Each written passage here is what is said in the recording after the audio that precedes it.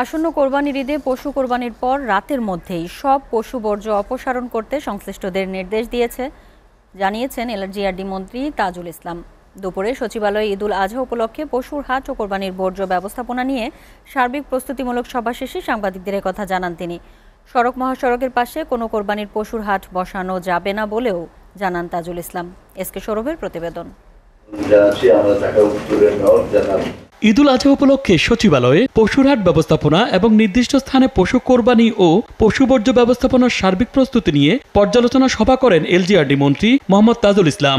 এতে অংশ নেন ঢাকা উত্তর সিটির মেয়র, দক্ষিণ সিটি কর্পোরেশনের প্রতিনিধি, গাজীপুর সিটির মেয়র সহ বিভিন্ন মন্ত্রণালয় ও সংশ্লিষ্ট বিভাগের কর্মকর্তারা। দেখা গেল যে যেগুলা আমাদের অলরেডি এক্সিস্ট করছে। পরে বৈঠকের বিস্তারিত তুলে ধরে মন্ত্রী বলেন, কোরবানির পশুর বর্জ্য অপসারণ এবারও ধারাবাহিক সাফল্যের পরিচয় দেবে সব সিটি কর্পোরেশন। আজকে আমরা এখন নতুন করে সিদ্ধান্ত নিয়েছি যে এর পরের দিন সূর্যোদয়ের পূর্বে সকল বর্জ্য অপসারণ এবং কোরবানির স্থান পরিষ্কার করতে হবে। এই ক্ষেত্রে কোরবানির দাতাগণ যাতে নিজস্ব ব্যবস্থাপনায় কোরবানির স্থান পরিষ্কার পরিচ্ছন্ন করেন, সেজন্য উদ্বুদ্ধকরণ কার্যক্রম গ্রহণ করা যেতে পারে।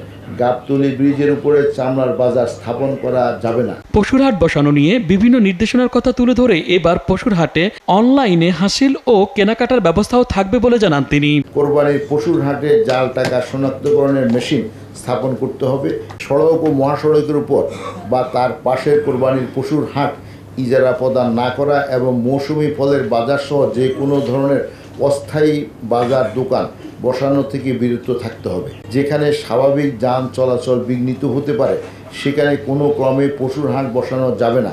এই নির্দেশনা অমান্যকারীদের বিরুদ্ধে মোবাইল কোর্টের মাধ্যমে যথাযথ আইনগত ব্যবস্থা গ্রহণ করতে হবে। ওয়ালটন ফ্রিজ কিনে অনেকের মতো আপনিও হয়ে যেতে পারেন মিলেনিয়াল।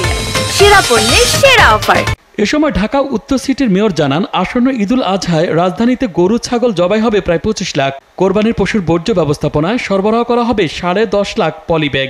বাড়ি বাড়ি গিয়েও পলিব্যাগ বিতরণ করা হবে বলে জানান তিনি। আলোচনা করে ইন্টারনেট পূর্ব দিকে এসকে সৌরভ, এসটিভি, ঢাকা।